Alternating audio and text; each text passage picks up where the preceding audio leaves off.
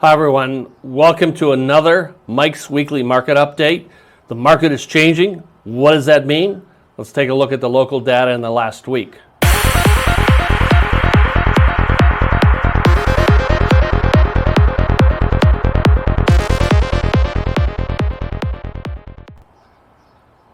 Hi everyone, my name is Mike Rennick. I am your host for this video. I pull the data every week now so we can take a look at what's happening because the market is changing and we need to be in a position so whether you're a buyer or a seller, you win. When we look at the spaghetti chart showing all the numbers, we see that the number of listings have fallen, the pendings, the future sales have fallen, and the ones that were closed, the solds have fallen. Let's take a look at the individual charts where it's a little bit clearer, and let's look at the sold listings. They're down to 302. Last week was kind of an aberration at 540. The week before was 321. We see a downward trend. If I drew a straight line through this chart, we'd see kind of a downward trend. That's happening nationally. They're not falling to a level that I would call a catastrophe. They're falling to levels that we used to see in the old normal, and that's where we're headed right now. So we're not falling off a cliff. The national and local data says there's no cliff coming at us. When we take a look at the pendings, they fell a little bit, 441 a week ago, 407 this past week. So pendings are down a little bit. We still see a slight down if I drew a straight line there in the last few weeks. When we jump over to the ones that actually sold in the past week, they're down to 302. We had kind of a high number last week at 540, but again, downward number.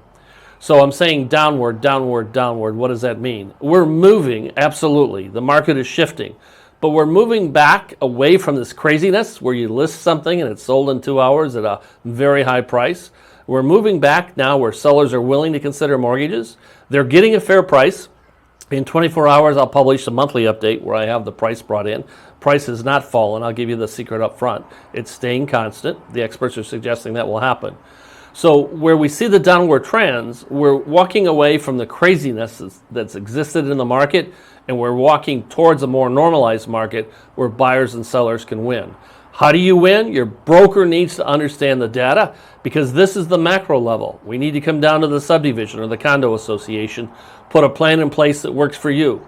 Every buyer or every seller I've ever worked with has different goals. That's why the plan has to be unique.